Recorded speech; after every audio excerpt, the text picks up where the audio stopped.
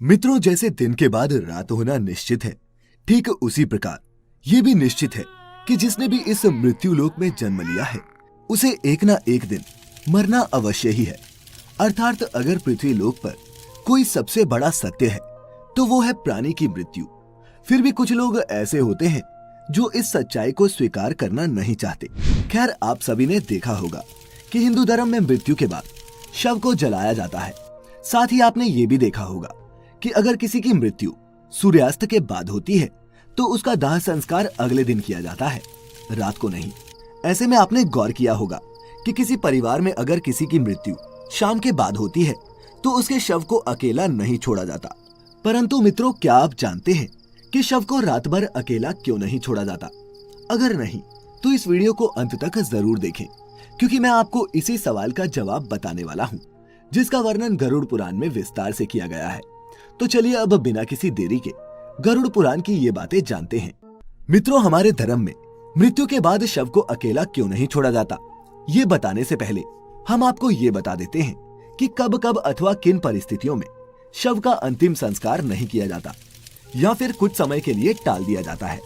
मित्रों, आपको सबसे पहले बता दूं कि हिंदू धर्म में अगर किसी की मृत्यु सूर्यास्त के बाद होती है तो उसके शव को रात भर घर पर ही रखा जाता है और अगले दिन उसका दाह संस्कार किया जाता है। इसके अलावा अगर किसी की मृत्यु पंचक समय में होती है तो उसके शव को भी कुछ समय के लिए घर पर रखा जाता है और जब पंचक काल समाप्त होता है उसके बाद ही उसका दाह संस्कार किया जाता है। क्योंकि गरुड़ पुराण में बताया गया है कि अगर सूर्यास्त के बाद अथवा पंचक समय में किसी मृत शरीर का दाह संस्कार किया जाए तो उसे मोक्ष की प्राप्ति नहीं होती। इसीलिए अगर कोई रात में मर जाए तो ऐसी स्थिति में लाश को लेकर शमशान घाट नहीं जाते और लाश को घर पर ही रखा जाता है। सुबह होने का इंतजार किया जाता है और ऐसे में मृत शरीर को एक भी पल के लिए अकेला नहीं छोड़ा जाता और कोई ना कोई व्यक्ति हमेशा रखवाली के लिए मौजूद रहता है। मृत शरीर को अकेला नहीं छोड़ने का सबसे बड़ा कारण है कि अगर शव को अकेला छोड़ दिया जाए तो हो सकता है कि कुत्ते बिल्ली जैसे जानवर उसे नोच खाएं। और गरुड़ पुराण की माने तो ऐसे में मृत आत्मा को भी यमलोक के मार्ग में ऐसी ही यातनाएं सहनी पड़ती हैं। साथ ही ऐसा भी माना जाता है कि अगर शव को अकेला छोड़ दिया जाए तो उससे गंध आने लगती है। ऐसे में ये जरूरी हो जाता है कि वहाँ कोई न कोई व्यक्ति बैठा रहे और धूप या अगरबत्ती शव के चारों तरफ जलाता रहे ताकि शव से आने वाली दुर्गंध चारों ओर न फैले।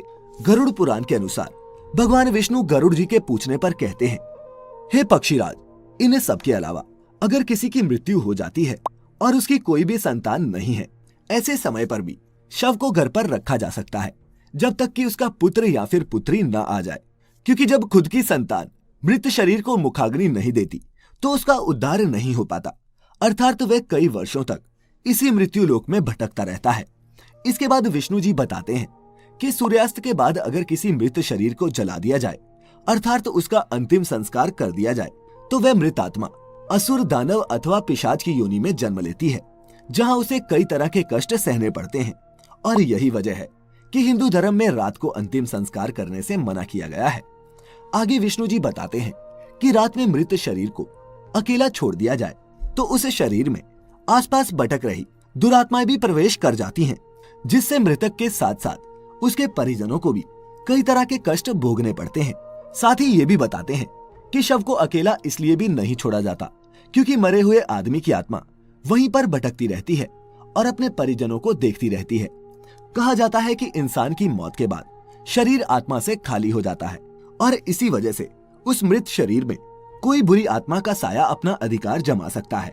और यही वजह है दोस्तों कि रात में शव को अकेले नहीं छोड़ा जाता और कोई ना कोई इसकी रखवाली करता रहता है। मित्रों, आप इसके बारे में क्या सोचते हैं? नीचे कमेंट्स में हमें जरूर बताएं। साथ ही अगर आपको गरुड़ पुराण की ये बातें पसंद आई हो तो इसे ज्यादा से ज्यादा लाइक और शेयर करें।